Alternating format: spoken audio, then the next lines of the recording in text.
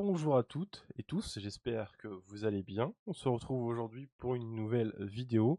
On va parler aujourd'hui du protocole de communication SPI pour Serial Peripheral Interface, qui est effectivement un protocole que vous avez peut-être déjà croisé, et surtout dans ma vidéo sur la puce RFID, où justement on utilise un module RFID qui communique en SPI.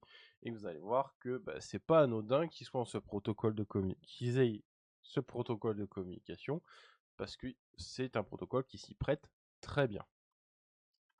Le protocole a été baptisé SPI par Motorola dans les années 80, qui avait fortement l'intention de créer un protocole de communication, notamment pour leur microcontrôleur 6800.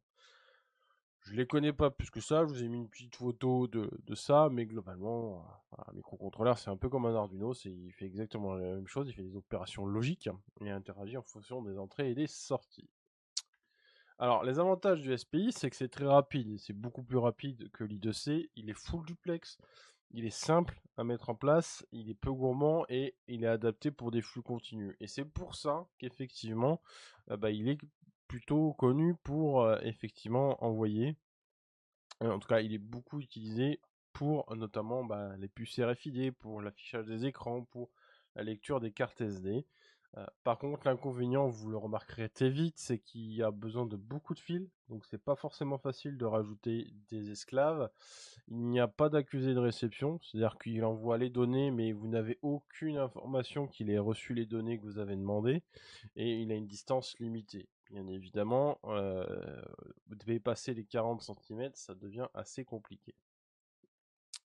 Alors, pour les caractéristiques de câblage, vous allez avoir besoin d'un fil qui sera appelé MOSI, qui va permettre de transmettre les données du maître vers l'esclave, et un fil qui va s'appeler MISO, qui va permettre de transmettre les données de l'esclave vers le maître, et c'est ce qui fait qu'il est full duplex. C'est-à-dire que vous pouvez avoir un esclave qui répond au maître, et le maître qui envoie une requête à un esclave, et vous allez voir que les deux peuvent échanger simultanément. Et vous verrez que vous ne pouvez pas communiquer avec deux esclaves en même temps. En tout cas, vous allez avoir le SCLK qui sera l'horloge. Donc c'est un protocole synchrone. Vous allez avoir besoin d'un GND commun, une tension de 3,3 volts ou 5 volts. Globalement, la norme SPI ne définit pas de tension normée. Donc vous utilisez un petit peu la tension que vous avez sous la main. Et vous avez le SS qui va vous permettre de sélectionner l'esclave avec lequel vous voulez communiquer. Et c'est ce qui fait que le SPI n'est pas forcément adapté si vous avez beaucoup d'esclaves. Parce que en fait, c'est votre master qui va décider.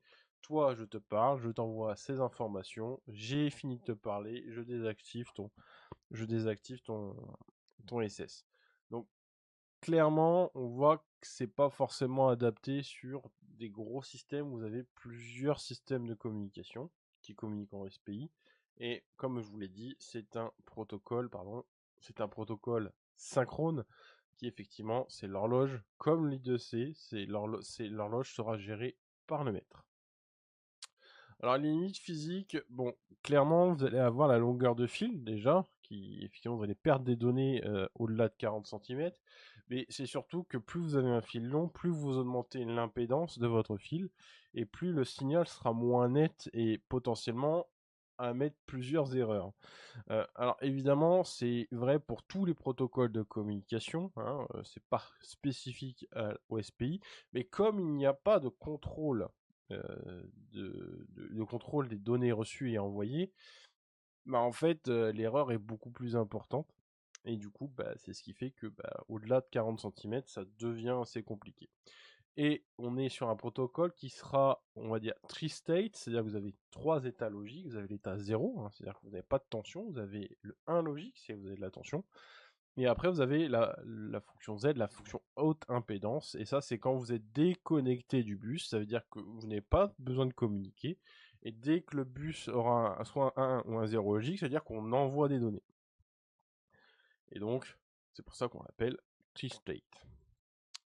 Voici un peu comment se compose une trame I2C.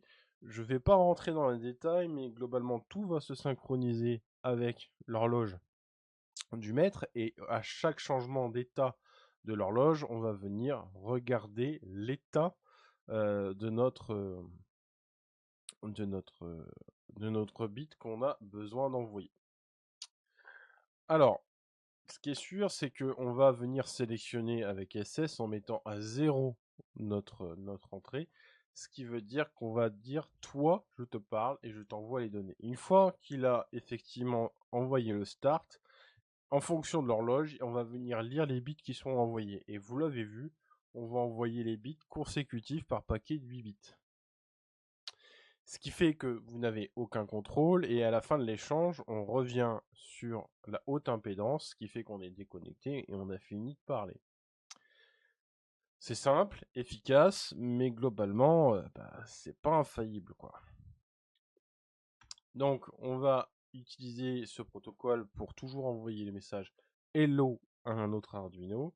Et je vous montre un petit peu à quoi va ressembler la trame. Donc, vous l'aurez compris, on a notre SS qui va passer à 0. Ça veut dire que je vais venir sélectionner mon esclave. Alors, aujourd'hui, il n'y en a qu'un seul. Mais si vous en aviez plusieurs, vous allez avoir le SS1, SS2, SS3, SS4, jusqu'à un certain nombre d'esclaves. Et vous l'aurez sûrement deviné parce que je ne l'ai pas dit, mais il n'y a pas d'adresse. C'est-à-dire que votre esclave n'a pas, comme il le une adresse en hexadécimal. C'est vous-même qui allez sélectionner, toi, je te parle, et c'est physiquement filaire. C'est pas fait logiciellement parlant en définissant une adresse. Vous allez envoyer le maître va envoyer via le fil MOSI le mot hello et il va envoyer les bits pour envoyer le hello en fonction de l'horloge. Bon, vous doutez bien que s'il y a des perturbations, on n'a aucun moyen de savoir si notre esclave a reçu le hello. Est-ce qu'il a reçu hello en entier? Est-ce qu'il a reçu HLLO? Est-ce qu'il en a oublié? Est-ce qu'il a peut-être vu d'autres lettres? Enfin, peu importe. On se rend compte que ce protocole est bien sur de petites courtes distances pour éviter effectivement ces perturbations, mais dès que vous allez avoir des perturbations, je ne serais clairement pas étonné que le mot hello se transforme en d'autres mots, ou que vous ne receviez pas du tout le mot hello. Donc vraiment, voilà, c'est la limite du protocole. Il est simple, rapide, efficace, mais voilà, il est plutôt difficile à mettre en place, déjà par le filaire et surtout par le fait que il n'y a aucun contrôle sur ce qui est envoyé. Pour le câblage, c'est très simple, c'est comme l'I2C, donc vous allez utiliser la bande 50, 51, 52 et 53 et GND. Vous les reliez tous en même temps, ensemble, parce que du coup, il n'y a pas de protocole de croisée comme là, ils ont série. Donc le MISO sera sur la bande 50, le MOSI sera sur la bande 51. Sur la bande 52, vous mettez le SCK, sur la bande 53, le SS, et effectivement le GND sur le GND. Vous l'aurez compris, le MOSI, on n'en aura vraiment pas besoin, parce que l'esclave ne va pas répondre. Mais on pourrait très bien, effectivement, renvoyer ce que nous, on a envoyé, et potentiellement peut-être générer une erreur, mais comme on n'est pas sûr de ce qu'on envoie et ce qu'on va recevoir, on n'est même pas sûr que ça fonctionne réellement, ce système de contrôle comme ceci. Mais bon, on va juste tester le fait d'envoyer un message hello à notre Arduino. Donc on se retrouve tout de suite sur Visual Studio Code. Je vous explique le programme et on voit ce qui se passe. À tout de suite.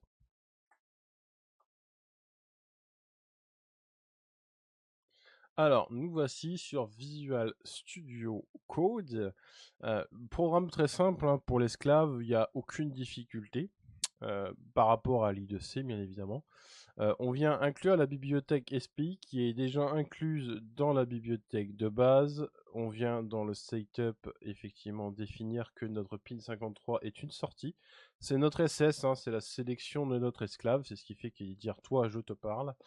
On vient initialiser effectivement notre bus de protocole de communication. Dans la void loop, je viens juste faire une chaîne de caractères en mettant le mot hello dedans.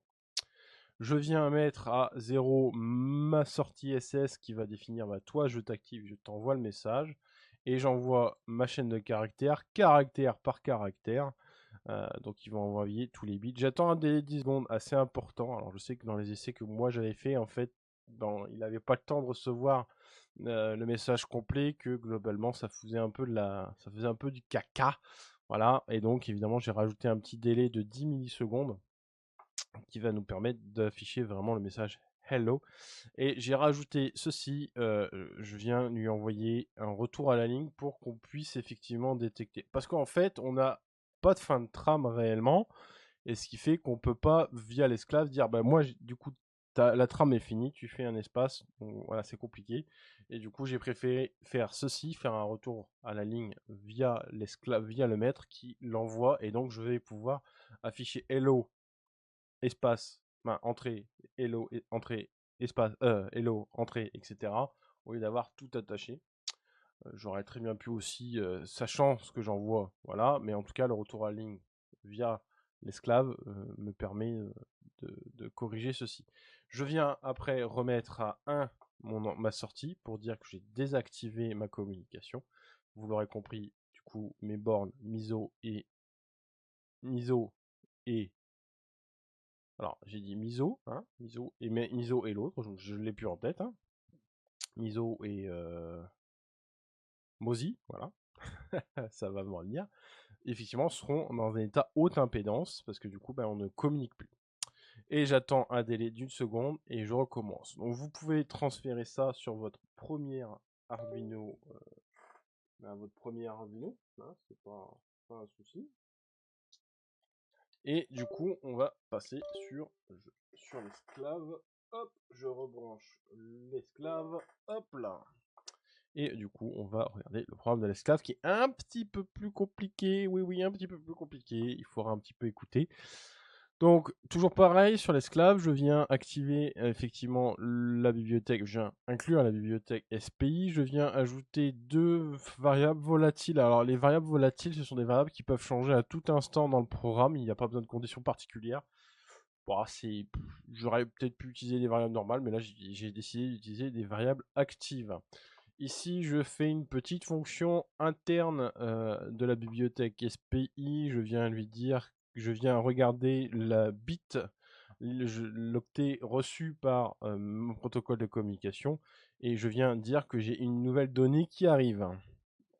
Et donc ici dans le voice setup, je viens déclarer mon serial beginning à 9600 pour effectivement dire que pour dire justement que je veux lire ce que j'envoie. Je viens mettre un pin mode en output. Globalement, j'en ai pas l'utilité, vu que de toute façon mon esclave ne vient pas revenir. Ici, on va utiliser alors effectivement le S ici là. Hein, donc le SPCR, c'est une fonction spécifique à des bibliothèques I2C. Alors ici, globalement, je viens activer mon I2C, pardon, mon SPI, pardon. Je viens activer mon SPI et je viens lui dire que je viens faire une lecture de bit value, et donc on sait qu'on va récupérer des bits. Ici, c'est une fonction d'interruption qui va nous permettre de ne pas rentrer dans le programme tant qu'on n'a pas reçu, tant qu'on n'a pas d'échange qui est actif sur notre SPI, avec la fonction interrupt ici. Et une fois fait, on affiche effectivement l'esclave prêt. Et donc, une fois qu'il a détecté qu'il y a une nouvelle variable, je viens simplement afficher ce que je reçois. Hein, et donc, ici, je viens mettre à false ma nouvelle donnée, qui est ici, hein, elle vient ici. Et le caractère, c'est les données reçues que je viens mettre ici dans ma fonction de SPI. Vous pouvez transférer ceci, et donc on va voir tout de suite ce que ça donne.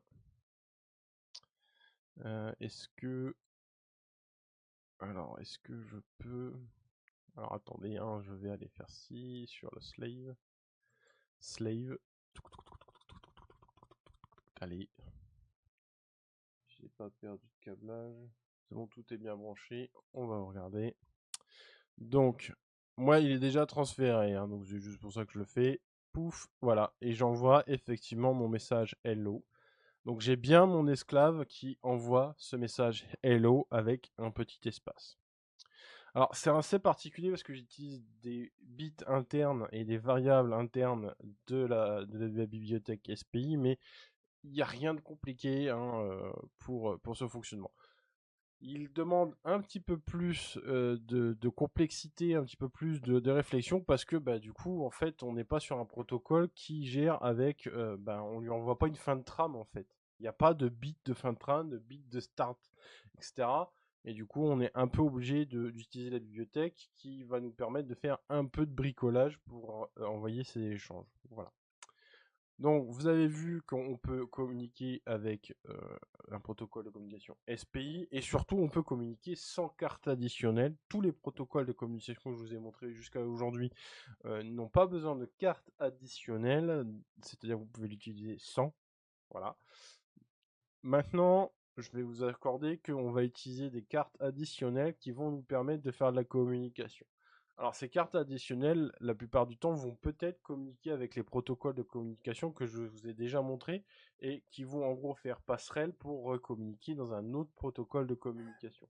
Dans la suite des vidéos, je ne parlerai pas effectivement des liaisons séries qui pourraient être entre notre Arduino et ce module de communication. Je parlerai vraiment de la communication entre deux modules sur un protocole donné. Voilà, c'est juste pour être à titre d'information. Je ne reviendrai pas sur les explications que j'ai déjà pu donner si j'utilise des protocoles que j'ai déjà expliqués. Je suis désolé que vous entendiez le chat miauler, hein. Il est bavard, il a envie, il a vraiment envie de faire partie des vidéos, mais sinon, si je le mets dans le décor, vous n'écouterez plus, vous serez plus à préoccuper à regarder le chat. Donc sur ce, je vous souhaite une bonne journée, expérimentez bien, à bientôt, salut!